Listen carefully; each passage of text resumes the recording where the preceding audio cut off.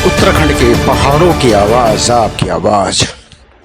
जय उत्तराखंड। वैसे मोटन में आपका हार्दिक स्वागत है। देख रहे हैं पहाड़ों की खबर, सीधी खबर आपका अपने चैनल वैसे मोटन। खबर कोटद्वार से।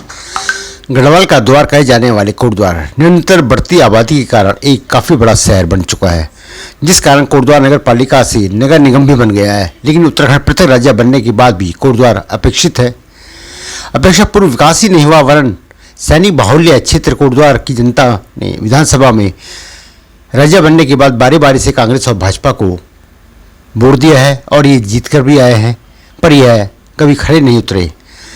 2017 में विधानसभा चुनाव में भारतीय जनता पार्टी ने कोटद्वार से कांग्रेस से आए हरक सिंह रावत को मैदान में उतारा, पर जैसा कि आप जानते हैं अबूबन वह काम करते नहीं है पर जीतते जरूर है। उन्होंने यहाँ से अपना किनारा किया और यहाँ से जीत के आए पूर्व मुख्यमंत्री बीसी खंडूड़ी जी की पुत्री यमकेश्वर की पूर्व विधायक रितु खंडूड़ी, और उनके सामने थे कांग्रेस के पूर्व कैबिनेट मंत्री सुरेंद्र सिंह नेगी। जबकि उनके जीतने के कयास लगाए जा रहे थे, परंतु पहली बार भारतीय जनता पार्टी ने पौड़ी जनपद की कोटद्वार सहित सभी सीटों पर लगातार दूसरी बार चुनाव जीतने में सफल रही। 20 सितंबर को यहां पर कोटद्वार बंद था। कोटद्वार के तमाम सामाजिक संगठन कोटद्वार बचाओ संघर्ष समिति के बैनर तले एक मंच पर आकर अपनी 5 मांगों को लेकर कोटद्वार बंद का आह्वान किया गया था, जो पूर्णतः सफल भी रहा। क्या यह 5 मुख्य मांगे हैं? इस विषय पर हमारे सहयोगी ग्रामीण पत्रकार जगमोहन सिंह डांगी ने वहां पर बात की। कोटद्वार बचाओ संघर्ष समिति के मुख्य संयोजक नागेंद्र उनियाल थी पूर्व मंत्री सुरेंद्र सिंह नेगी से। देखिए रिपोर्ट।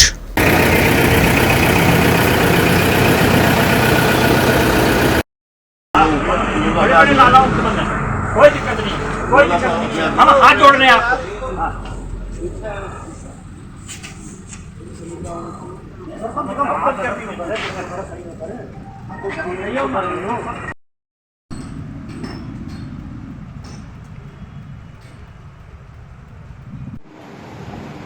नमस्कार, मैं जगमोहन डांगी। आप देख रहे हैं पहाड़ों की आवाज, वॉइस ऑफ माउंटेन। अक्सर वॉइस ऑफ माउंटेन पहाड़ों की आवाज़, पहाड़ों की खबरों को प्रमुखता देता है और गांव की खबरों को प्रमुखता देता है। लेकिन मैं आज पहुंचा हूं कोटद्वार, क्योंकि जो पहाड़ में जाने का जो मुख्य द्वार है वो कोटद्वार है। तो आज हम पहुंचे कोटद्वार। आपने जैसा देखा कि जब लोग बाहर से आते हैं तो कोटद्वार से ही घंटे पे है उनका पहाड़ जाने का। और 20 सितंबर को जब मैं दिल्ली से आया तो कोटद्वार पूरी तरह से सुनसान बंद हुआ था। तो मुझे नहीं था पता कि कोटद्वार किस लिए बंद हुआ, क्योंकि मुझे उत्तराखंड आंदोलन की याद आ गई जब मैं 3 दिन कोटद्वार में फंसा था और भाबर क्षेत्र में रहा था। कई सालों के बाद फिर एक बार कोटद्वार बाजार जो है पूरी तरह बंद देखा गया। तो उत्सुकता हुई, जिज्ञासा हुई जानने की कि वो आखिर कोटद्वार को क्या जरूरत पड़ी बंद होने के लिए। तो अभी पता चला कि कोटद्वार बचाओ संघर्ष समिति द्वारा ये बाजार बंद किया गया है। और आज मेरे साथ हैं कोटद्वार बचाओ संघर्ष समिति के संयोजक वरिष्ठ पत्रकार श्री नागेंद्र उनियाल जी, और मैं उनसे बातचीत करूंगा कि आखिर चौथा स्तंभ मीडिया को क्या जरूरत पड़ गई है कोटद्वार संघर्ष समिति बनाने की, और किस प्रकार से उपेक्षित है कोटद्वार, और कब से है, क्या जरूरत पड़ गई है इस प्रकार लोगों को एकजुट करने की। आज कोटद्वार के काफ़ी सामाजिक संगठन, पूर्व सैनिक और ट्रांसपोर्ट यूनियन के सभी पदाधिकारी एकजुट होकर संघर्ष समिति के बैनर तले और एक उदाहरण पेश भी कर दिया है बाजार को बंद करा के। आज हमारे साथ हैं नागेंद्र उनियाल जी, संयोजक जो हैं इससे मंच के। बात करते हैं उनसे कि आखिर क्या जरूरत पड़ गई है चौथा स्तंभ को भी और संघर्ष समिति को बनाने के लिए कोटद्वार में। आपका स्वागत है वॉइस ऑफ माउंटेन में। सबसे पहले तो धन्यवाद डांगी जी। उनियाल जी, क्या जरूरत पड़ गई है बचाओ संघर्ष समिति कोटद्वार को? कोटद्वार में तो एक से दिग्गज नेता है ये नेता कोई जो है कि नाम से पैदा नहीं होता है। नेता तो आदमी समाज से बनता है, समाज बनाता है, और हम नेता नहीं बनना चाहते हैं। हम लोग मीडिया से रहे, अब मैं पत्रकार और संपादक के रूप में मैंने देखा कोटद्वार को पिछले 42-45 साल से देख रहा हूँ। लेकिन मैं देख रहा हूँ कि राज्य बनने के बाद जो हरास पौड़ी जिले में पौड़ी और कोटद्वार का हुआ है, शायद पूरे उत्तराखंड में इससे ज़्यादा किसी का नहीं हुआ है नुकसान। हमारे कोटद्वार में जो है कि पहले जो गढ़वाल का द्वार कहा जाता था, इसमें जो हमारी पूर्ववर्ती सरकार उत्तर प्रदेश में जो सुविधाएं उपलब्ध थी वो भी जो है कि इन्होंने बंद कर दी। उनमें 5 प्रमुख जो है कि हमने सुविधाओं को हमने जो है निकाला, उनको ढूंढा, और जनता के बीच में दिया कि आपके पास थी और ये लुट गई हैं, हमसे बंद कर दी गई हैं, आखिर इसको वापस मांगने के लिए हमको जो है एकजुट होना चाहिए। मैंने कोटद्वार के तमाम संगठनों को, तमाम संस्थाओं को, नागरिक मंच को, वरिष्ठ नागरिक संगठन को, सेल्फ संगठन को, आपके उत्तराखंड विकास पार्टी को, विकास समिति को, आपके जो है सेल्फ संगठन को, जीएमओ को, टैक्सी यूनियन को, रिक्शा यूनियन को, टेम्पो यूनियन को, इनको सब एक साथ किया और उनको कहा कि अलग अलग लड़ाई लड़ने से बेहतर ये है कि एक मंच पे आकर हम लोग लड़ाई लड़ें। ये लड़ाई भी नहीं कह सकते हैं, अपनी बात कहने के लिए हमने उन लोगों से कहा कि भई एक मंच पे आकर के, तो ये जो 20 तारीख का बंद स्वतः स्फूर्त बंद था, कोई टेम्पो नहीं चला, कोई जो है ट्रक नहीं चला, कोई जो है बस नहीं चली, कोई जो है रिक्शा नहीं चला, बाजार में किसी का खोमचा नहीं खुला, सब्जी नहीं खुली, जो है दुकानें नहीं खुली, फल तेल की रेल नहीं खुली, चाय की ठेली नहीं खुली। तो एक मैंडेट था कि वाकई लोग इन 5 मांगों पर जो है सहमत थे कि ये हमारी सुविधाएं थी वापस जो है होनी चाहिए। इसमें 5 सुविधाओं में जो हमारे पहले थी, अंग्रेजों ने हमारे को कंडी रोड पे यातायात दिया था, जो कुमाऊं से लेकर हिमाचल तक, कश्मीर तक जाती थी कंडी रोड, उस पर यातायात चलता था, वो बंद कर दिया गया। आपकी जो ट्रेन चलती थी वो 1889 में हमारे यहाँ ट्रेन लाइन बिछी थी, 1805 में पहली पैसेंजर ट्रेन चली थी कोटद्वार के लिए और दिल्ली के लिए चलती थी, वो रात को इन्होंने वो बंद कर दी।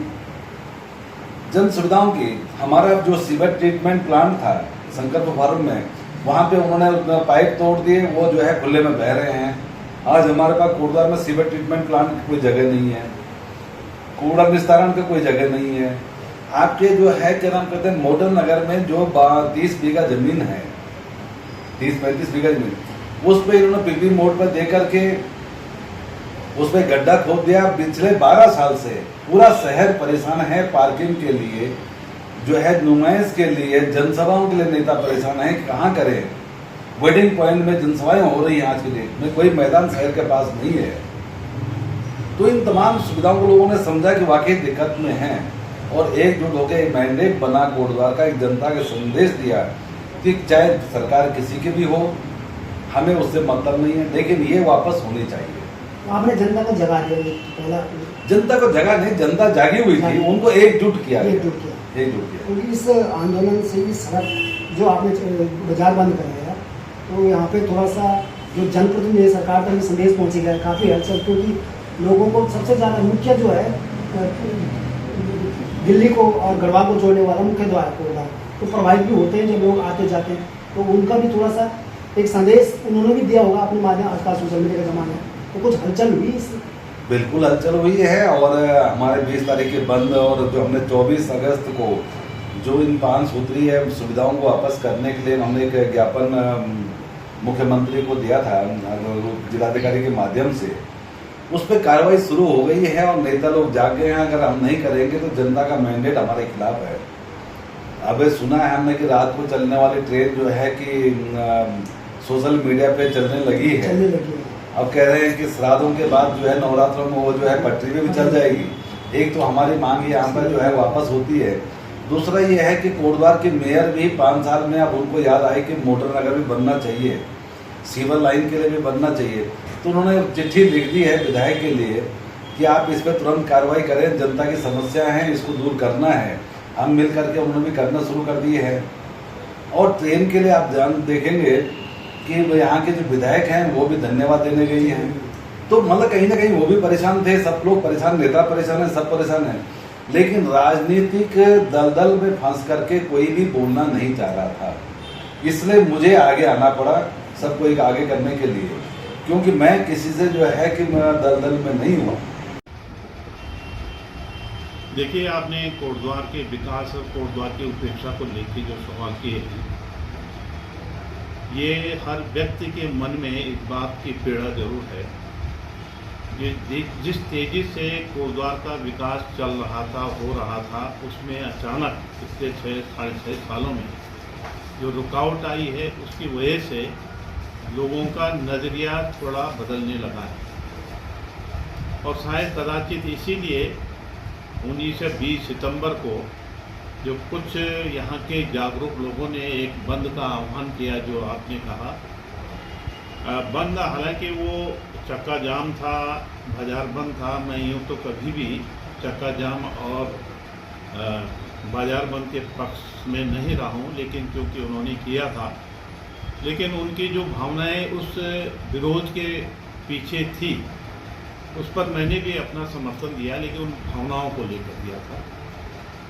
स्वाभाविक रूप से कोटद्वार के अंदर बहुत सारी संभावनाएं हैं विकास की। कोटद्वार अगर विकसित होता है तो स्वाभाविक रूप से जनपद पौड़ी नहीं, गढ़वाल मंडल का बहुत बड़ा क्षेत्र इससे लाभान्वित होता है। और इसी वजह से यहाँ पर तमाम वो जो इंफ्रास्ट्रक्चर हम लोगों ने स्थापित करने का प्रयास किया, उसको किया था कि यहाँ पर सबसे पहले एक जो स्वास्थ्य सेवाओं पूरे उत्तराखंड के अंदर, खासतौर पर गढ़वाल मंडल में बहुत खराब स्थिति में है, उसको ठीक करने के लिए मैंने यहाँ पर एक मेडिकल कॉलेज स्वीकृत करवाया था। 192 बीघा जमीन जो है मेडिकल कॉलेज के नाम पर हस्तांतरित की गई थी और उस पर काम भी प्रारंभ हो गया था 2015-16 में। स्वयं हरीश रावत जी यहाँ पर मैंने उनको बुलाया था, उनके करकमलों से इसका शिलान्यास भी किया गया। उसका कार्य प्रारंभ हो गया। निर्माण कार्य के लिए हम लोगों ने पैसा उपलब्ध करा दिया था। 4 दीवारी का काम पूरा हो गया था। वहाँ पे नलकूप, क्योंकि कंस्ट्रक्शन उसमें बहुत अधिक होना था, तो एक नलकूप भी खोद कर तैयार कर लिया गया था। लेकिन जैसे ही सत्ता परिवर्तन हुआ, उसके बाद सत्तासीन हुई बीजेपी और 2018 से लेकर 2023 तक जो उपेक्षा मैं समझता हूँ कि मेडिकल कॉलेज की हुई, उसकी जो है शब्दों में बयान करना बड़ा मुश्किल है। चलिए, वो ज़मीन होती तो कम से कम ये तो लगता कि भाई भविष्य में यहाँ पे मेडिकल कॉलेज बनेगा, लेकिन दुर्भाग्य से उस ज़मीन को ही जो है श्रम विभाग को ट्रांसफ़र कर दिया गया। यानी मेडिकल कॉलेज की ज़मीन को श्रम विभाग को ट्रांसफ़र कर दिया गया और एक तरह से फुल स्टॉप लगा दिया कोटद्वार मेडिकल कॉलेज के बनने के काम पर। उस समय त्रिवेंद्र रावत जी मुख्यमंत्री थे। मैं उनके पास गया और मैंने उनसे हस्तक्षेप करने को कहा कि ये गलत हो रहा है, श्रम विभाग को दिए जाने का कोई औचित्य नहीं होता। पूरे उत्तराखंड की जो स्वास्थ्य सेवाएं हैं वो बहुत अच्छी नहीं हैं और इसीलिए मैंने यहाँ पर एक मेडिकल कॉलेज खोला था ताकि पूरा का पूरा गढ़वाल मंडल उससे फ़ायदा उठा सके। और मैंने उनसे कहा कि ज़मीन को पुनः जो है श्रम विभाग से वापस दिया जाना चाहिए, हस्तांतरित किया जाना चाहिए। और उन्होंने मुझे भरोसा दिलाया था कि मैं इसको वापस करूँगा, ये गलत हुआ है। 6 महीने के बाद उसको हस्तांतरण कर लिया गया उन्हीं के द्वारा। चलिए, कोई काम हुआ, ये सोचते हुए कि चलिए आज न सही कल तो बनेगा, लेकिन ज़मीन होगी तभी जो है मेडिकल कॉलेज का मार्ग प्रशस्त हो पाएगा। और उस ज़मीन को वापस लेने के बाद मैंने फिर एक लगातार यहाँ पर संघर्ष किया। उस स्थान पर भी गया, 192 बीघा ज़मीन पे स्थानीय लोगों के सहयोग से हमने धरना प्रदर्शन भी किए और ये आवाज़ लगातार मुख्यमंत्री या स्वास्थ्य मंत्रियों को हम भेजते रहे कि यहाँ पर मेडिकल कॉलेज का बनना बहुत आवश्यक है। जब काम प्रारंभ हो गया तो आखिर क्यों इसका काम निर्माण कार्य रोका गया, ये सवाल लगातार हम पूछते रहे। यहीं तक अगर मामला होता तो चलो, लेकिन उसमें 2018 से लेकर 2023 तक जिस बेतहाशा खनन, जो अवैध खनन का जिसको हमको कहना चाहिए, वो वहाँ पर किया गया, वो किया गया, लेकिन किसी के कानों में जूं तक नहीं देंगी। के लिए काम करने के लिए इच्छा शक्ति होनी चाहिए। अभी तो ये देखा जा रहा है कुछ लोग अपने शौक पूरा करने के लिए एमएलए मिनिस्टर हो जाते हैं, लेकिन शौक पूरे के साथ साथ जनता के भी तो कार्य होनी चाहिए, मेरा ये मानना है। और यही स्थिति कमोबेश सारे इलाकों में है। इसी वजह से हालांकि पेपर के माध्यम से, समाचारों के माध्यम से हमारा उत्तराखंड बहुत आगे बढ़ रहा है, लेकिन धरातल पर अंदर की क्या स्थिति है, किसी की माली स्थिति सुधरी नहीं है, किसी की जो है किसी को कोई नई सहूलियत देने की दिशा में कोई 1 सेंटीमीटर आगे काम नहीं हुआ है। तो सिर्फ पेपरों में चैनल के माध्यम से हम सुनते हैं और उसी में जो है लोग उससे भ्रमित होते हुए मैं समझता हूँ कि एक आकर्षण का केंद्र बन गया है बीजेपी और मोदी जी। तो हम चलिए जो भी है, अब ये तो हर आदमी की अपनी अपनी मानसिकता है। लेकिन कुछ दिनों पहले जिसका अभी आपने जिक्र किया था कि कुछ लोगों ने उस उपेक्षा के खिलाफ यहाँ पे एक विरोध प्रदर्शन किया। चलिए उन्होंने हिम्मत तो की, उनको हम बधाई देते हैं, उनकी भावनाओं को बधाई देते हैं कि और इस प्रकार लोगों को सोचना चाहिए कि सरकारें जनता के हित में बनाई जाती है, जनता द्वारा बनाई जाती है और जनता को खुशियों को देने के लिए बनाई जाती है। इस पर जरूर जो है जनता को भी सोचना चाहिए। उस जमीन के 192 बीघे जमीन पर 15 से लेकर 20 फुट गड्ढे खोदे गए। पूरी जमीन को तहस नहस कर दिया गया। उत्तर प्रदेश से डंपर आते थे, ठेकेदार आते थे और वहाँ से खनन का मटेरियल यानी अवैध खनन का मटेरियल वहाँ जाया जाता था। हमारी सड़कें भी टूट गई, नालियाँ टूट गई, पाइपलाइन टूट गई। लगातार हम बोलते रहे लेकिन कोई असर उस पर नहीं हुआ, जिसकी वजह से फिर हम लोगों ने धरना प्रदर्शन किया और शासन प्रशासन को लगातार कहने के बाद जब उसके जो फोटोग्राफ्स हम लोगों ने मुख्यमंत्री तक भेजे, स्वास्थ्य मंत्री स्वास्थ्य सचिव को गए, तब जाके कहीं जो है अभी 3-4 महीने पहले जो है स्वास्थ्य सचिव वहाँ पर आए और उन्होंने जो दुर्दशा उस जमीन की देखी, जिसमें 4 दीवारी क्षतिग्रस्त पूर्ण रूप से क्षतिग्रस्त हो गई, गड्ढे ही गड्ढे उनको जमीन पे मिले और जो निर्माणाधीन एक नलकूप था वो भी क्षतिग्रस्त कर दिया गया। तो उन्होंने अपनी एक रिपोर्ट सबमिट की है शासन को कि वास्तव में वहाँ पे खनन हुआ है, जिसकी हमारी बात को उन्होंने पुष्टि किया। आज अगर ये मेडिकल कॉलेज बन गया होता तो कोरोना में यहाँ के लोगों को फायदा मिलता। आज जो डेंगू के मरीज यहाँ से बाहर रेफर हो रहे हैं उनको यही इलाज मिलता, कम दामों पे मिलता और सहूलियत मिलती और डेंगू को भी जो है कंट्रोल किया जा सकता था। तो ये उपेक्षा नहीं तो और क्या है।